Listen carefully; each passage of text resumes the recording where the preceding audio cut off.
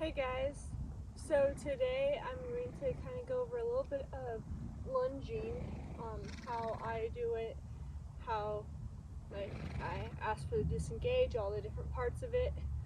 Lady here, she's pretty familiar with it, so she's definitely not new to it, but she's a pretty good demonstration, and I have her out today anyway. So she's packing a saddle today. We're getting her back to where I can ride her again.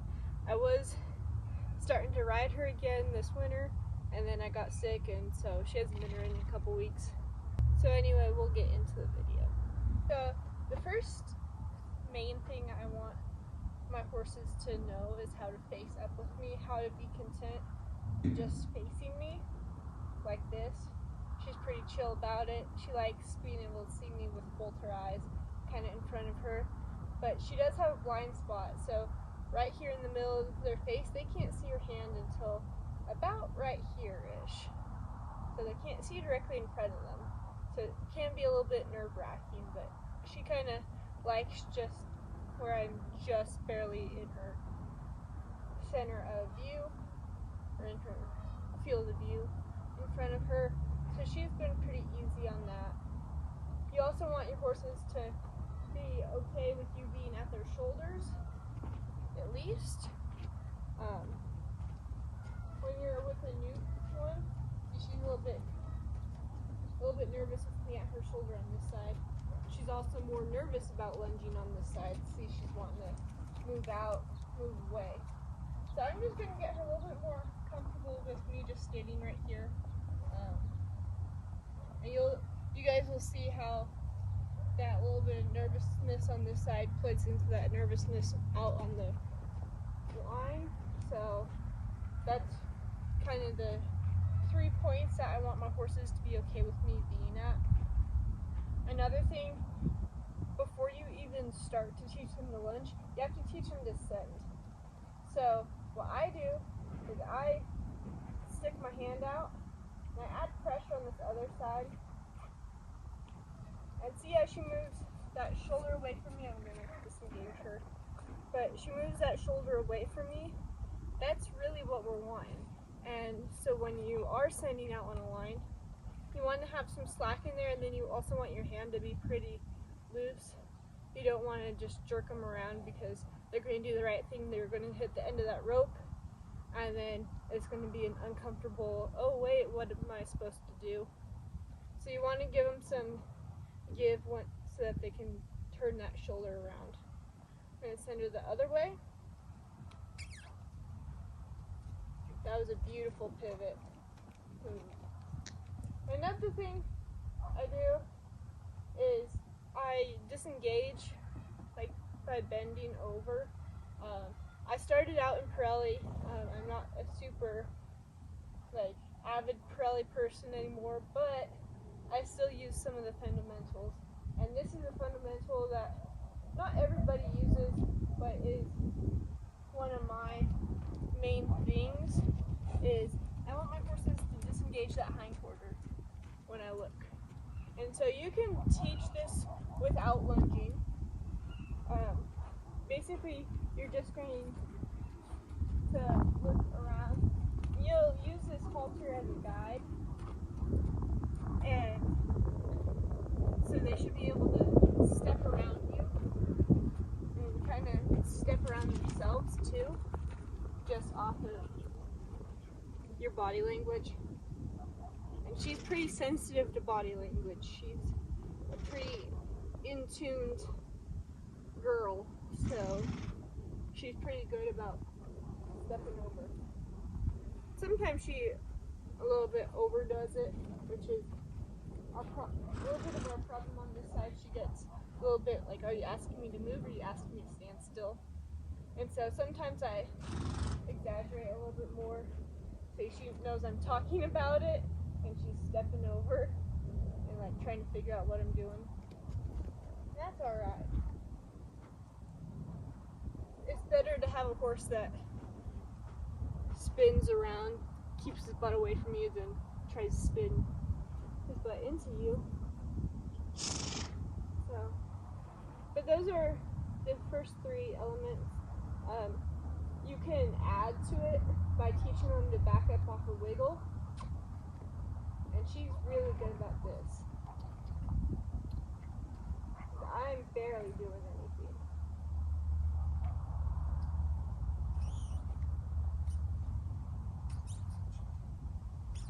Good. And then you also want them to be able to come into you.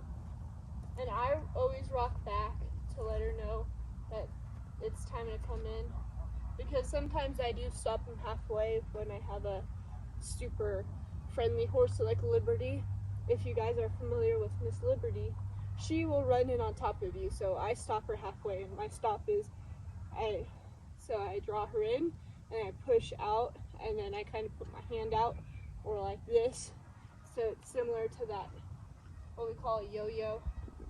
So this is their backup cue.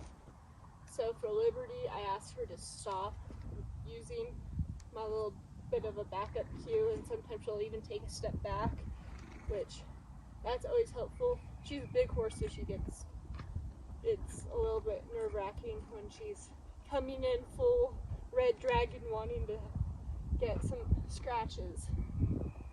So Lady here, she's pretty chill, so she's kind of her own. She's her own horse. She doesn't need humans to do anything for her, but she does enjoy it. So she makes her a little bit of a challenge because she knows she's her own horse, but it makes them so much more fun, and it honestly makes them better horses when they're their own horse, but then choose to have you there with them and choose to do stuff for you. So anyway, since we've gotten over my basics of what I teach them, which that hip yield, push the shoulder over using pressure, I point to give them a direction, and then I like them pretty soft. At walk, she's real soft on the line, so it's just hung over my index finger, and then whoa. Sometimes I have to kind of add a little bit of a step in front of her drive line to get her to stop. But then she faces up, we're good. Now she's gonna relax down. She's a thinker, so you can see her blinking, she's licking her lips, she's lowering her head, she's adjusting her hind leg, she's doing this. Those are all signs that she's bringing herself down a notch, which is a lot of thinking, especially when they're blinking. That's a lot of thinking in their brains. And even though we didn't do anything scary, she obviously is not distressed over sending and yielding. She's still going back into her parasympathetic nervous system. That's the lick and chew mechanism. So that's one of the things I also look for when we're doing all these little elements is lunging is a lot of different things added together. Lunging is kind of a little bit like riding. Riding, you have, like, they need to know direct rein, they need to know neck rein, they need to know your legs, they need to know all of this. Well, lunging is like riding them from the ground. They have to know how to do all these different elements, and it can be a little bit terrifying for them if you go out too fast about it.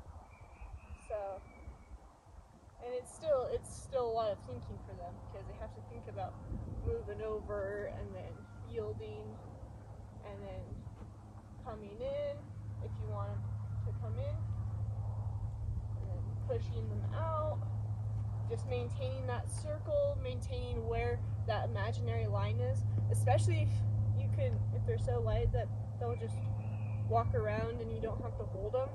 That's a lot of thinking on their part, and I don't really like holding them in. Sometimes you just kind of have to train them to be this soft, but she knows I'm kind of rocked forward a little bit, mainly because I'm talking to the camera, but she's recognizing that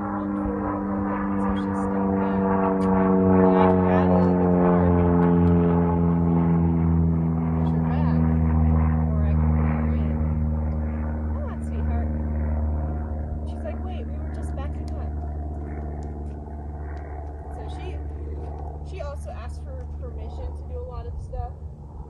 If you guys were watching that little interaction right there, she was like, "You really saying it? Are you really saying you want me to come in?" And watch, she moves her feet when I move my feet. There we go. But so she's really attuned to me, which that's one of the greatest things about this horse. She is so in tune to everything. Also makes it hard. I have to manage myself really well with this horse. But these are just kind of some of the little things you want to achieve with your lunging, is this attunement. So I'm going to send her out. We're going to get some just walking miles in. Some people like to follow them, and some people like to just stand there, but keep the energy, keep them going around.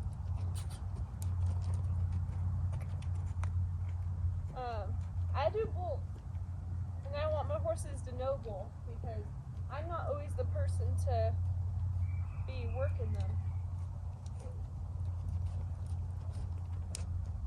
I want to be able to relax my body and her move over too, not just always like this. But I don't really have a preference onto what like signals you give to your horse. You just always need to be consistent, and they need to be able to know. I like my horses to be more versatile, so I want them to know just the relaxing the body, the move the hip over, the sending, and me walking around following their hip, me just standing there and asking them to maintain.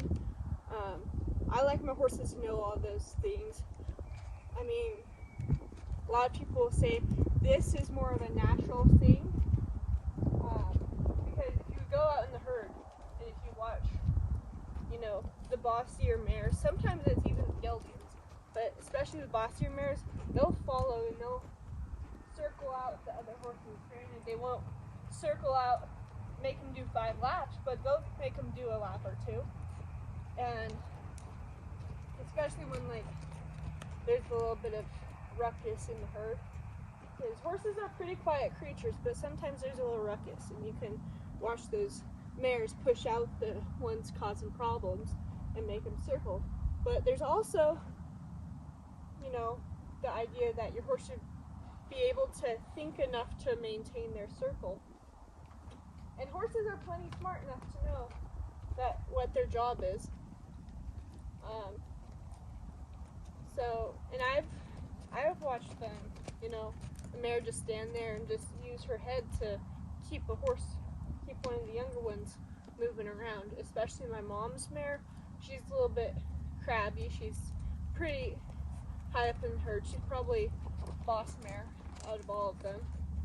But she'll stand there and she'll move her head and make them spin around, or make them walk around them. What was that? What was that? I don't know what she's with that. But we just keep them going. And if you notice something, a lot of people will be a little bit like, your horse should maintain everything no matter how scared they are. I like my horses to look to me a little bit when they get nervous. I feel like if you think that they should maintain, or if they should be a machine and just be, steady all the time, like never falter anything, then you're going to have a horse that blows up pretty fast, a horse that shuts down, and a shutdown horse is a dangerous horse in my opinion, because that's when they just kind of become unpredictable, because they shut down all their emotions, they shut down all their expressions, and you can't read them. I would rather my horses have a little bit of a spooky moment. Piece of foam out here. She probably stepped on it, probably caught out the corner of her eye. Because she definitely doesn't like noises that much. So I listen to podcasts a lot when I'm working with her. bet. And, but also like, see, this noise isn't really bugging her, but it could have just spooked her a little bit. But either way, what she did is she brought herself back down, and then she looked to me for help. And I'm like, hey, let's keep going. I wasn't like, oh my goodness, you're the worst horse ever. That would just make her lose her mind. Especially with her, she would like not recover if I basically yelled at her for no reason over stuff like that. And I want my horses gentle, and I want my horses personable, and I want my horses to have character, and I want my horses to look to me for help and not just rely on their horse instincts. Obviously, I want them to keep most of their instincts. Like, I do like a horse that's a little bit more instinct driven. That's why I love the Mustangs, is because they are very instinct driven. But they also, when they give you their heart and their soul, and just they use those instincts for good. They don't live in fear, because the instincts they live in more of a thrival. It's not survival, they thrive. Being able to use those instincts without fear. We keep our horses in a herd setting. So Coda, Hickory, and Lady are penned together. There's 3 horses there. Then out here we have Chester and like 11, 12 other horses out there. So that, you know, they have a herd. The only reason that these guys aren't out there is because Coda eats too much and gets overweight to the point where it's not healthy for her. And Hickory, it's so-so whether I would catch him again or not. He's still, some days he's perfect at catching, other days you can't catch him. So we haven't put them out there. And then also, Hickory is quite a bit younger than all of the rest of them. Lady is a lot smaller than the rest of them, so it's just better to keep them all together as a herd in the small pen rather than pushing them out in the pasture. But they still get their chances to be horses. That's the best thing about horses, is that they're horses, and I don't want to take that from them. Right here. Come, sweet girl. Put this over here.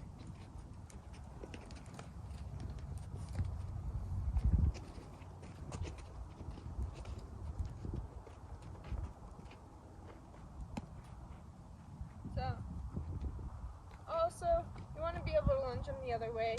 Now, as you saw earlier, she doesn't like me at the shoulder, so she's going to be less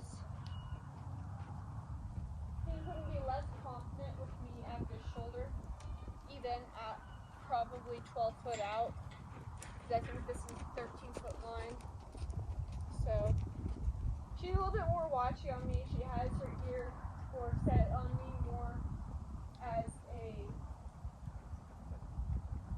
she has that ear more set hard on me, which when, at least for me, when they have their ear like really dead set, it's more of a nerve thing. When their ear is facing you but it's floppy. The horse is just spooked at something. Anyway, when their ears are kind of set on you and kind of a little bit floppy, a little bit moving, that's more of a desirable for me. I don't like them when they're super hard on me, because that can be a little bit of a nerve thing. I don't want my horses nervous about me. And Lady's more in tune. Come on, cute girl. But Lady's kind of more in tune to me, and sometimes I make her a little bit nervous because I just walk pretty confidently, and it comes off a little bit as a, oh, are you going to eat me sort of deal. So I'm still working on being able to decipher being quiet, like being too quiet, and being quiet enough for her personality, because I can walk up and pet her and I can grab her tail or whatever, but if I go too fast, like even then, grabbing her tail, I went a little bit too fast. It's alright. It's alright.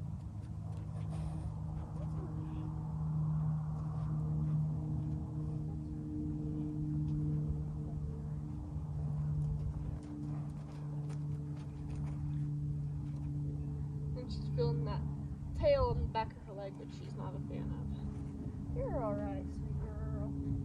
I'm sorry I scared you.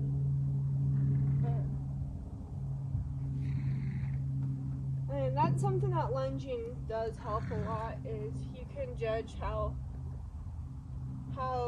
sensitive your horse is. Not all horses I'll use just the end of my line with. Some I use a carrot stick, sticking string, lunge whip. Really depends on the horse. Carrot stick and sticking string are the same thing if you guys aren't familiar. But I still call them carrot stick. That's what I grew up calling them. So yeah, but you can really judge how they are. See if I can just kind of step up to her.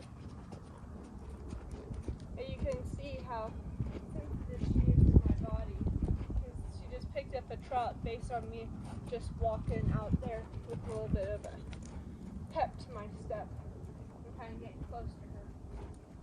And I can also act that trot with my body. I'll use, when I don't have a rope in my hand, I'll use my hand on my hip and kind of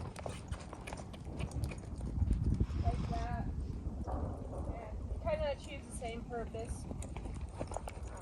I want my hand relaxed, and to do like this. This is kind of a little bit scary if you guys were watching her eyes and her outside ear. She was like flipping it back and forth trying to figure out what I was doing, whereas just kind of a soft is more comfortable for them. But it doesn't take much. And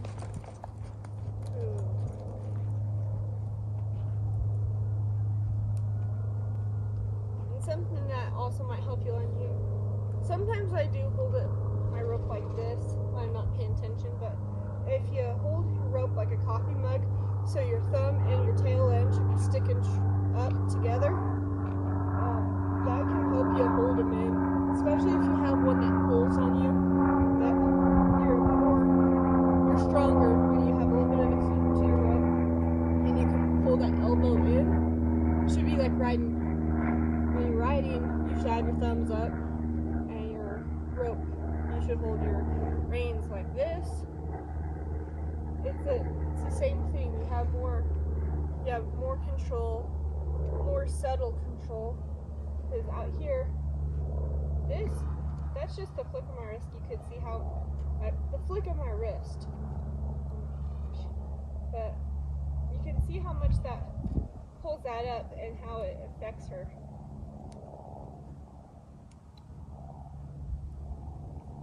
But whereas this, then that's a lot of pressure, and you're not achieving the same effect. So that's something that might help you with your lunging stuff. But then I also want to talk about speed control. I'm going to send her out for confident direction. Easier to show speed control. I'm going to pick her up to a trot, or pick her up to a lope, maybe.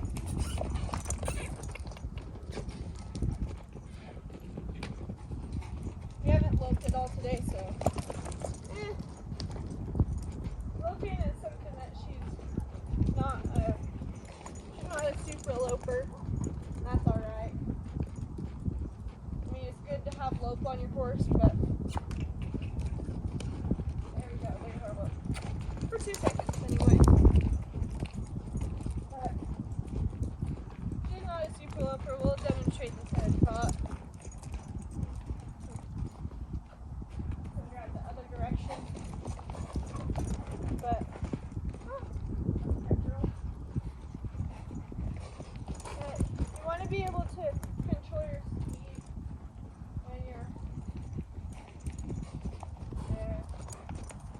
when they're going around. So what I do is I just wiggle my rope up and down, and that pulls there. That slows them down.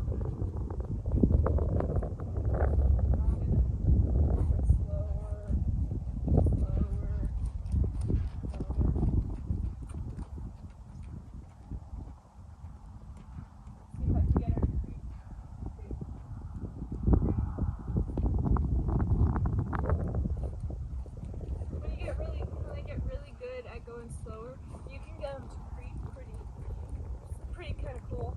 They just step along. But she's thinking I'm asking for a full stop, and so she's also wanting to face me because a full stop is face me in what I've taught her.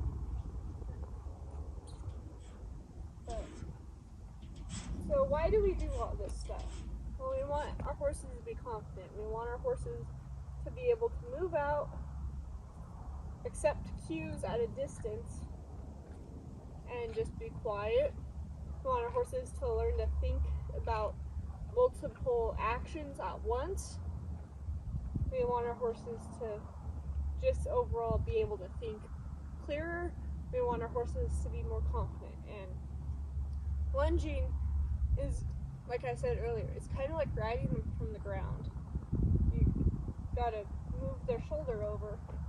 If they can't move their shoulder over on, 8 feet or so, how are you gonna move their shoulder over when you're 8 inches, 8 millimeters, right up against them? Also, your body language will play a lot into all of it. Like, this is kind of a modified lunge, but my body language can push that hip over. If my body language can't push them over, my legs not going to push them over. It's just not going to be something that they'll really be able to grasp. Sure, I could walk up to them and go and poke on them. I'm not going to poke hard on her. I'm not going to go crazy like I would like to demonstrate, but if they can't move off of pressure like this, they're not gonna move off your leg. But a lot of that pressure is a lot of body language pressure, and it should be a lot of body language pressure. You shouldn't have to touch your horse and be like, hey.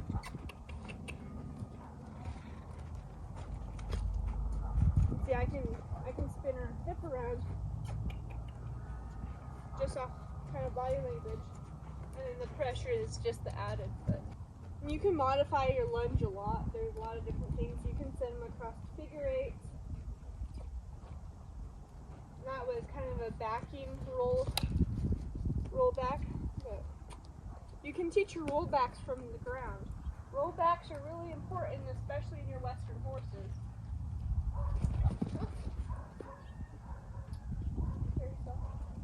But you can teach a rollback from the ground.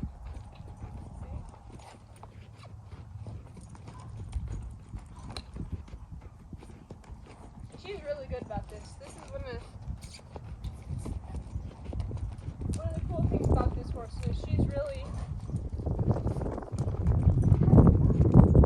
pretty good about this.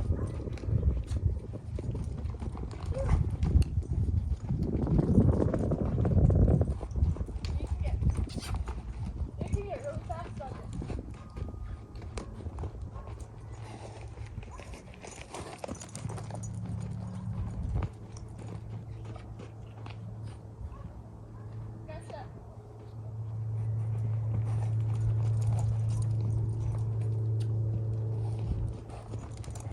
But there's lots of things you can implement into your lunging.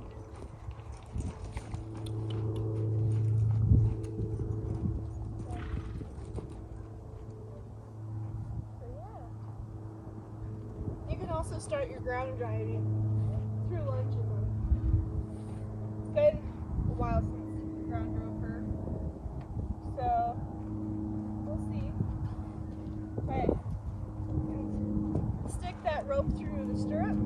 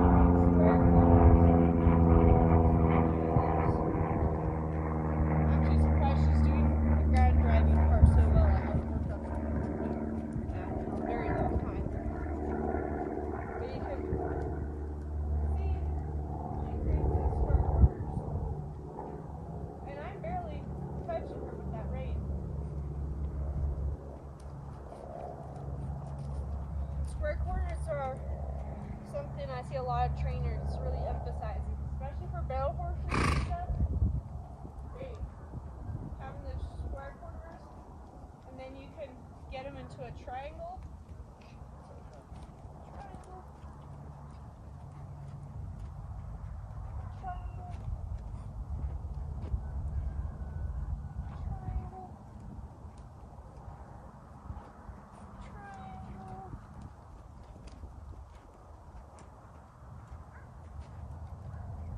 That way you have a little bit of a greater degree that they're turning.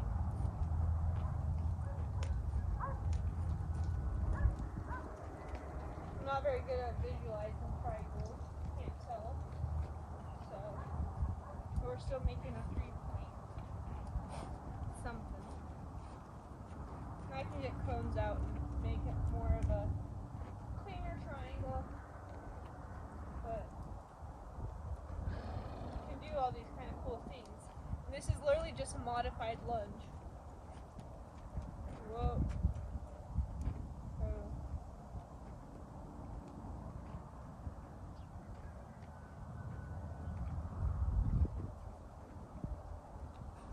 Now she's seeing that stirrup. That stirrup's a little bit scary.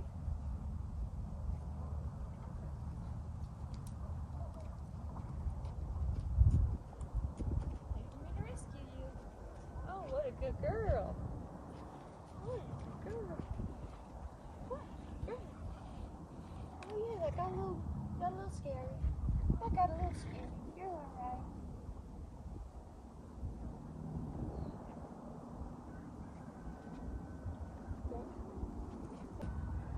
I will add that you shouldn't ever, just kick your horse loose and just run down. Lunging is not for tiring your horse out. I know people that tried to do it and they always have horses that are even more crazy. Lunging is for working their brain, it's not for working their body. So, and you can use it for working their body, but you also have to pair it with working their brain.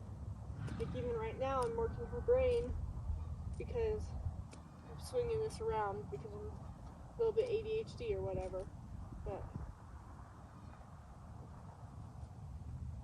yeah, I just did the worst thing you can do in the horse world. Don't ever wrap your hand. That's dangerous. But that's kind of all I have for you guys. Hopefully I explain a little bit of here and there. I mean, there's not a lot to it. I mean, there's a lot of different steps, but it's not a lot. But it has a lot of different implications. So, yeah. Thank you guys for watching. Don't forget to like and subscribe for more equine shenanigans. We're also on Facebook, Instagram, and Pinterest now. So you guys can pop over there and follow us, Prairie Dog Horsemanship, on all 3 of those. It's the same as YouTube. So thank you guys for watching.